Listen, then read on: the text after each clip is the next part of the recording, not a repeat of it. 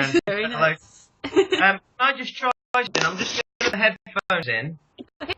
I'm going to see if let me know if you can still hear me. Okay, sounds good. Right, can you still hear me? Yep. Yep. Oh, excellent. That's even better. I can hear you 10 times better now. Oh, perfect. I'm only a bit deaf, so. Fair. So how are you doing? You all right? Yeah, doing well. How are you? I'm alright, thanks. Yeah, nice to speak to you. Yeah, you as well. Just trying to, I'm hoping I won't destroy your bubble at any point in the conversation, because it'd be interesting to pick your brains on things. Because I think I've done pretty much everything there is to do with regards to my music and promoting it. So, but you might know better because you're the one doing a uni course, and I'm not. So you might. It'll be good to talk about and see what we can come up with. So. Okay, so fire away. What would you like to know? By the way, my website's down at the moment. I'm having problems with my website. Uh-oh. So, yeah, I've had problems with the company this last month. So, I've it's down today and needs to go back up again.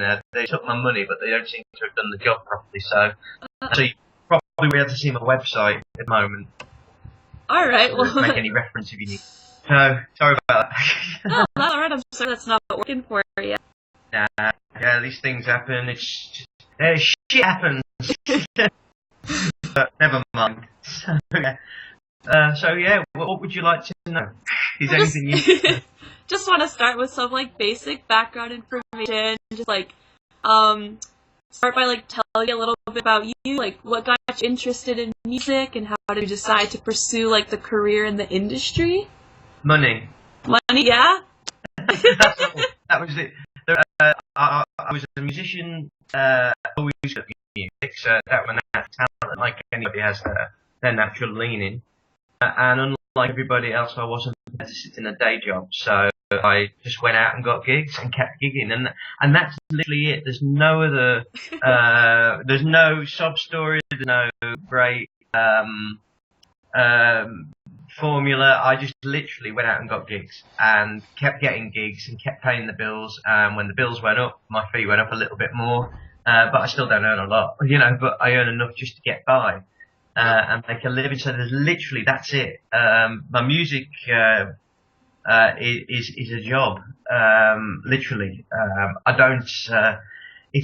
To me, how can I put it without destroying it? It's everybody else, it's the dream. Well, for me, it's not a dream. For me, I get up every day and live, and at weekends or whatever day I'm booked, I just go out with my allotted time with my set act, and literally, someone goes to work, I go to work, and I clock in, sing my songs, take my money, and go home, and that's literally how I run it a bit. So I do run a bit business like that. So, Right. yeah, right. It's not the dream. All the other bands got a dream, and you're speaking to the only musician who doesn't have a dream.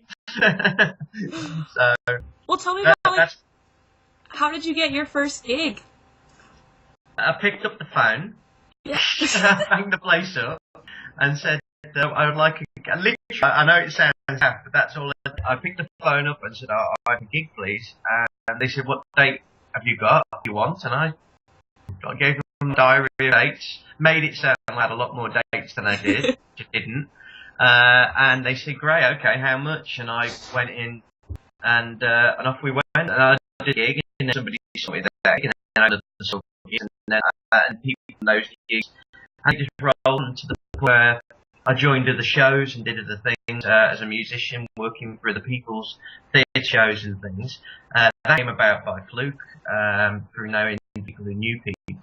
But with my own work, pubs, clubs, bars, a couple of theatres, done some theatres on my own, but it's not very profitable.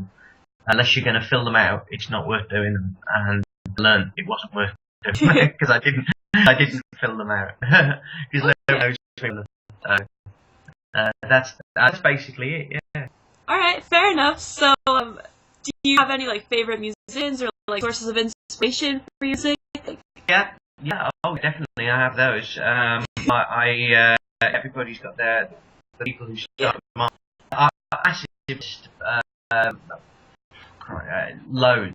There's no end to the people. like. But if I was to go to, say, the top few, any American rock and roll singer, pretty much, that includes Buddy Holly and those guys, Cool. massively inspirational. And if you go to 1950s England, a guy called Lonnie Donegan, who was Britain's first pop star, Okay. and he was in the same period. He was before Elvis, literally by a few months, and he was like our equivalent post-war, depressed England, battered, bomb sites. So it wasn't like which hadn't really taken a major impact in that way. Right. So really, because England didn't have the money, Lonnie came along with American songs, but instead of promoting you to start a band playing the drums or whatever, it was a homemade thing. So in them days, people didn't have washing machines; they had a washboard, like corrugated metal thing, and a pair of thimbles, and you scratch it away and make a rhythmic thing. So you still get that now in some bands. People still use that as percussion, but that started when they called the music skiffle. So that Lonnie Donegan was Britain's first pop star, and he was my biggest idol of them all. I think he's. And I got to know him as well, which was very good. I knew him quite well, so to work before he died. So yeah, they're my main idols. And then amongst that, you've got people like Paul Simon and various other guys who I love. So and it's a never-ending list from there on. So yeah, that's that. They're my main idols. So anybody American who is rock and roll scene, and anybody around that same period from the UK is probably my biggest influences. Okay, very cool. So I know you do like soul music. That's not something I was really familiar with before I heard about you. So can you tell me a little bit more about that? Yeah. Okay. Skiffle is basically you shouldn't, aren't you? I mean, lost signal. Sorry, the signal's going very slow there.